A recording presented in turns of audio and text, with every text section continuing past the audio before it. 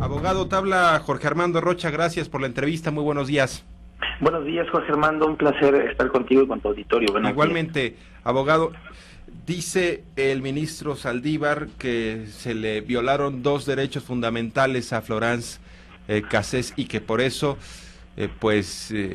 tendría que haber una libertad inmediata de esta francesa en México. Entiendo que el ministro no entra al fondo del asunto en el sentido de analizar pruebas en favor o en contra de la acusada, sino estamos hablando simplemente de 2 derechos fundamentales que se violan y que a partir de entonces, dice el ministro, el caso tendría que darse por terminado, en ese sentido no hay garantías de que haya habido un proceso debido. Sí, Jorge Armando, mira, la Suprema Corte no entra al fondo, y sí entra al fondo, parece contradictoria esta postura, pero en realidad es por la naturaleza del recurso que está analizando, que es un amparo directo en revisión. En el amparo directo en revisión, lo que se analiza son la interpretación de normas constitucionales que inciden, digamos, en la parte de mera legalidad. Y aquí el elemento central constitucional a analizar por parte de la Suprema Corte es la violación de Florence Cassés a su derecho a ser informada que tenía derecho a la asistencia consular y a la misma asistencia consular. Como la Convención de Viena, en la parte respectiva, que es el artículo 36, que reconoce estos derechos de las personas extranjeras detenidas en un país que no es el suyo, de tener este derecho de asistencia consular, en nuestro país hubo una reforma, recordarás, el 10 de junio de 2011, el año pasado, que determina que las normas de derechos humanos tienen jerarquía constitucional, y precisamente por eso el artículo 36 de la Convención de Viena, que ha dicho la Corte Interamericana de Derechos Humanos, que establece el reconocimiento de un derecho humano a favor de una persona detenida en el extranjero, pues es esta norma la que es interpretada y analizada en el proyecto del ministro Saldívar y que implica y que tiene una incidencia esta interpretación en todo el procedimiento. Por eso el ministro Saldívar sostiene que el hecho de que a Florence Cassés no se le haya respetado primero su derecho a ser informada de que contaba con la posibilidad de que ese consulado la asistiera, y después el derecho a la propia asistencia, esta violación, esta norma fundamental del debido proceso, implica que el resto de las pruebas se encuentran viciadas, adicionalmente al tema del montaje organizado por la Agencia Federal de Investigación, en aquel entonces todavía existente, en donde se acredita que las propias víctimas y las autoridades participaron conjuntamente para hacer este montaje en donde se exponía supuestamente la detención en flagrancia de Florence Cassés, que aquí se presenta una serie de contradicciones entre los policías, las propias víctimas, los mandos policíacos y obviamente con la versión de Florence Cassés. Entonces, estos elementos son determinantes porque además el Estado mexicano ganó un juicio ante la Corte Internacional de Justicia en contra de los Estados Unidos justamente sobre estos temas, el derecho de los extranjeros detenidos en otro país que no es el suyo a contar con la asistencia a su consulado, y es precisamente lo que el ministro Saldívar, siendo congruente con lo que el Estado mexicano alegó entonces, que Estados Unidos no había respetado el derecho de asistencia consular de los mexicanos condenados a muerte, y que eso implicaba desde su perspectiva la reposición prácticamente de todo el procedimiento y la anulación de pruebas generadas a partir de esa violación fundamental. Pues el ministro Saldívar no está siendo más que congruente con esa postura del Estado mexicano, Jorge Armando. Ahora, entiendo que Florence Cassés debió haber sido llevada inmediatamente al Ministerio Público, y el hecho de que se hubieran esperado un día para después hacer este montaje mediático es un asunto igualmente criticado y considerado como una violación a la ley por el ministro Saldívar, y en ese sentido dice hay que darle el amparo directo, hay que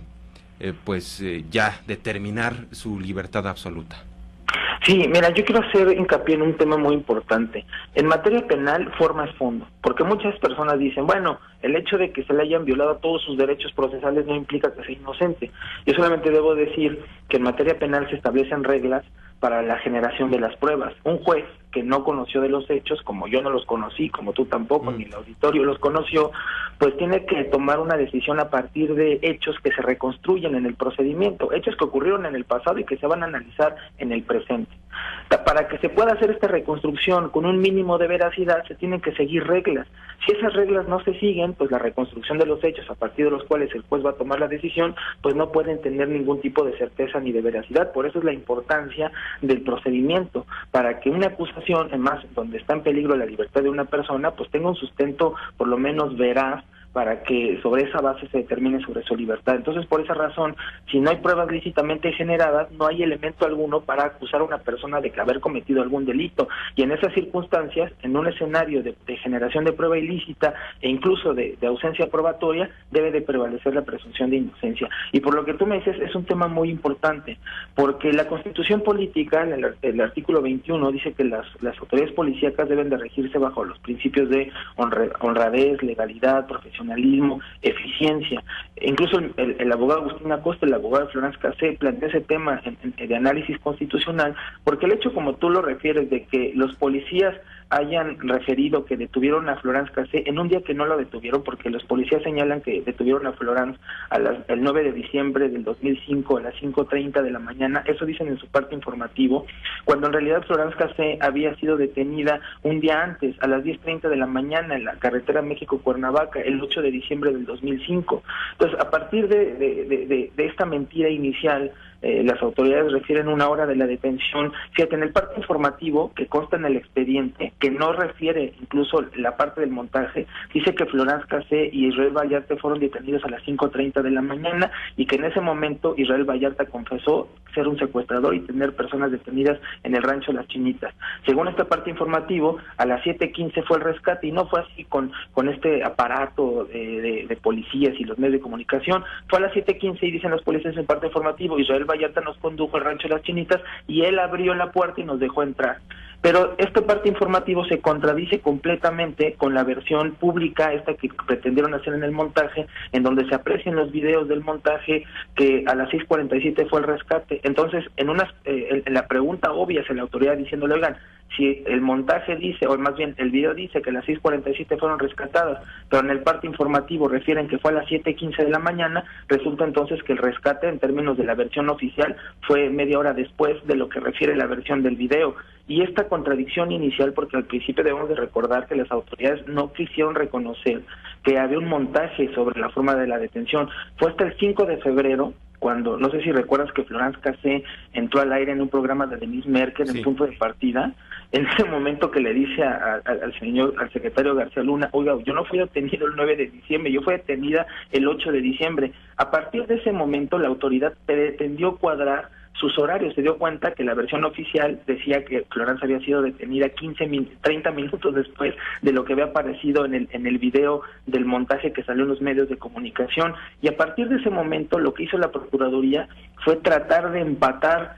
los horarios, incluso como notaron que era completamente incongruente, la media hora después en el parte informativo oficial con lo que decía el video, a los policías les hicieron que se retractaran de los horarios y dijeron que no había sido detenido Florence Cassé a las 5:30 de la mañana, sino que había sido detenida a las 4:35 de la mañana del día 9 de diciembre, que el rescate había ocurrido a las 6:25 de la mañana, y con eso, imagínate, de 6:25 de la mañana, según ahora esta nueva versión, a las 6:47 de la mañana, hora del video donde aparece el rescate, resulta que solamente tuvieron 17 minutos los policías para hacer la detención de Florence Cassé, hacer el rescate, inspeccionar las dos casas, llamar a los medios de comunicación, en fin, todas estas contradicciones son tan graves que incluso, no sé si también recuerdas que hubo una conferencia de prensa con el entonces subprocurador de Siedo, Santiago Vasconcelos, y Genaro García Luna, en donde les preguntaban el 10 de febrero de 2005 precisamente todo este tipo de incongruencias, y decían, bueno, sí, en efecto, no sabemos en qué momento fue la detención, tenemos que analizar hojita por hojita todo el expediente para ver la detención. Esto es algo gravísimo, Jorge Armando, porque viola directamente lo que dispone el artículo 21 constitucional sobre la actuación de la autoridad, que debe ser apegada a la legalidad, respetando los derechos humanos. Sí. Ahora bien, abogado, ¿cómo queda parada la AFI y, bueno, pues también el propio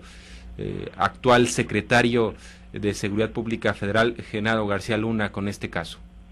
Pues mira, yo creo que queda muy mal parada la Procuraduría. Lamentablemente, esto es en perjuicio, por supuesto, de toda la sociedad mexicana, porque queda expuesta una vez más la manera tan arbitraria de actuar por parte de las autoridades. En México nadie tiene certeza de que sus derechos sean respetados. Por esa razón, como las autoridades tienden siempre a actuar de forma arbitraria, es que existen reglas que rigen el procedimiento. Justamente esas reglas existen para protegernos a todos. Entonces, obviamente, esta actuación ilegal, que es muy contundente, si el proyecto del ministro Saldívar fuese aprobado por el Pleno en la primera sala de la Suprema Corte de Justicia, obviamente yo creo que aquí tendría que hacerse algo respecto de los agentes que participaron y de los mandos policíacos que avalaron un montaje de esta naturaleza, violando todas las leyes y todos los tratados internacionales que reconocen derechos humanos en perjuicio de Florence Cassé. Porque aquí el tema tampoco solamente es Florence Cassé, sino que este caso puede sentar un precedente fundamental para las personas que son detenidas en México y que son de otros países, para las personas extranjeras. Entonces, a nosotros nos parece que este proyecto está acorde con incluso los propios criterios jurisprudenciales de la Suprema Corte del debido proceso, Jorge Manuel. Sí. Ahora bien, abogado, en esta sala de la Corte ya se hará, entiendo, una decisión final. Ya no habrá algún otro recurso, o todavía podría haberlo por parte de la defensa. No hay recurso interno ya a agotarse en este caso, más que esta revisión del amparo directo, que es un recurso extraordinario.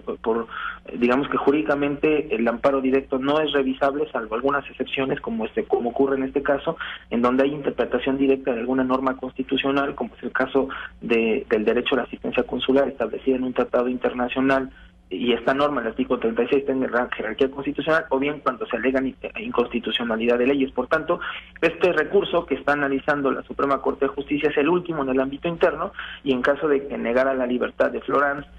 o fuera desfavorable este fallo en alguna circunstancia, es posible presentar ya el caso ante las instancias internacionales. Bien. Abogado, ¿y cómo está el proceso formal en lo que hace a la decisión de la Corte? ¿Para cuándo sería? ¿Hay algún límite o no lo hay? ¿Cuántos ministros participan en esta decisión? Sí, bueno, el proyecto está enlistado para ser discutido el 21 de marzo. Y participa la primera sala de la Suprema Corte de Justicia, integrada por 5 ministros. Son el ministro Saldívar, que es el que presenta el proyecto de sentencia, el ministro Cosío, José Ramón Cosío, Guillermo Ortiz Mayagoitia, el ministro Jorge Mario Pardo Rebolledo y la ministra Olga Sánchez Cordero. Ellos forman parte de la primera sala de la Suprema Corte, que es la sala que va a analizar este asunto el 21 de marzo, y por supuesto que nosotros estaremos completamente al pendiente. De hecho, precisamente por esa razón, varias organizaciones de derechos humanos, como la nuestra, la Comisión Mexicana de Defensa y Promoción de los Derechos Humanos, IDEAS, el Centro de Derechos Humanos Fray Francisco de Vitoria, la Comisión de Derechos Humanos del Distrito Federal y el Observatorio Ciudadano Nacional del Feminicidio, presentamos el 27 de febrero un escrito de amicus curiae en donde argumentamos toda esta serie de violaciones procesales en perjuicio de Florence, para que la Suprema Corte los tome en cuenta desde esta perspectiva de los derechos humanos y falle en consecuencia. Y nos parece que el proyecto del ministro Saldívar es acorde con nuestra postura de nuestro amicus curiae, Jorge Armando. ¿Esta decisión tendría que ser por mayoría simple de los ministros o tendría que haber una decisión unánime? ¿Cómo es? Sí, tiene que ser una mayoría simple, basta con 3 votos a favor para que proceda el proyecto del ministro Saldívar. O sea, el ministro Saldívar tiene que reunir 2 votos más y Florence Cassé está libre. Exactamente, así es, Jorge Armando, y esperamos nosotros que se reúnan los votos suficientes, y más tomando en cuenta los antecedentes positivos que tiene la primera sala de ser una sala muy progresista, muy acorde con la defensa de los derechos humanos, con ministros que han mostrado esta sensibilidad importante a favor de los derechos de las personas, y tenemos esperanza de que la primera Corte falle a favor del proyecto del ministro Saldívar, José Armando. Bien. Abogado, muchas gracias, como siempre, por las entrevistas que nos das. Estamos en comunicación permanente y muy buenos días. Muchas gracias a ti, te mando un abrazo. Igualmente, un abrazo.